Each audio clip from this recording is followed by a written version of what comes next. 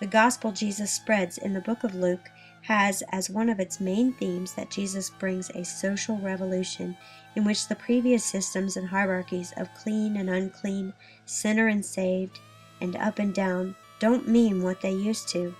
God is doing a new work through Jesus, calling all people to human solidarity.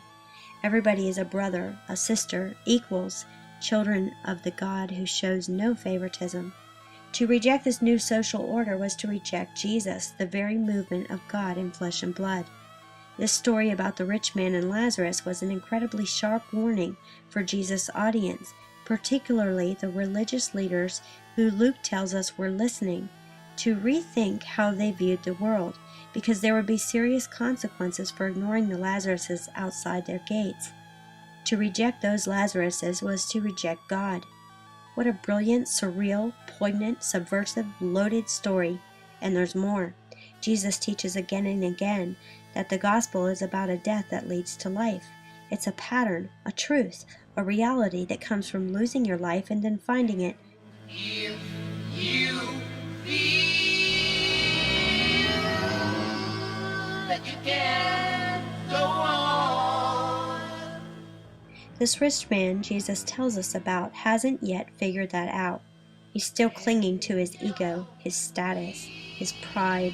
He's unable to let go of the world he's constructed, which puts him on the top and Lazarus on the bottom, the world in which Lazarus is serving him.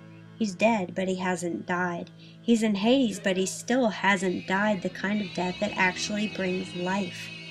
He's alive in death, but in profound torment because he's living with the realities of not properly dying the kind of death that actually leads a person into the only kind of life that's worth living.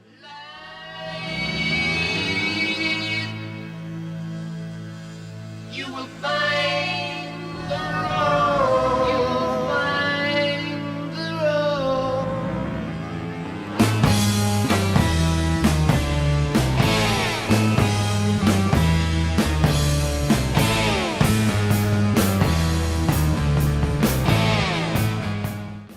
There are individual hells and communal, society-wide hells, and Jesus teaches us to take both seriously. There is hell now and there is hell later, and Jesus teaches us to take both seriously.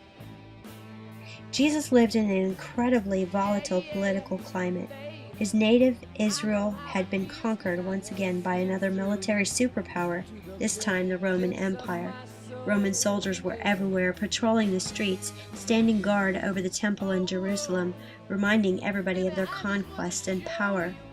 There were a number of Jesus' contemporaries who believed that the only proper response to this outrage was to pick up swords and declare war. Many in the crowds that Jesus followed assumed that he at some point would become one of those leaders, driving the Romans out of their land. But Jesus wasn't interested.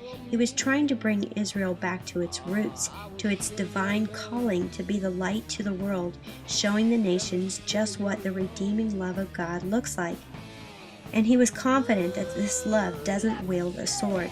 To respond to violence with more violence, according to Jesus, is not the way of God. We find him in his teachings again and again, inviting his people to see their role in the world in a whole new way.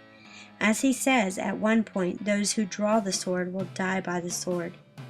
And so he rides into Jerusalem on a donkey, weeping because he realizes that they just don't get it. They're unable to see just what their insistence on violent revolt is going to cost them. He continually warns them how tragic the suffering will be if they actually try to fight Rome with the methods and mindset of Rome.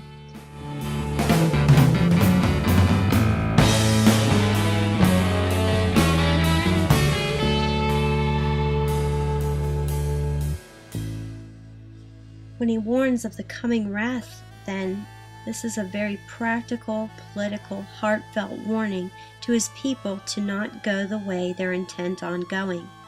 The Romans, he keeps insisting, will crush you. The tragedy in all of this is that his warnings came true. In the Great Revolt that began in 66, the Jews took up arms against the Romans, who eventually crushed them, grinding the stones of their temple into dust. Because of this history, it's important that we don't take Jesus' very real and prescient warnings about judgment then out of context, making them about someday somewhere else. That wasn't what he was talking about.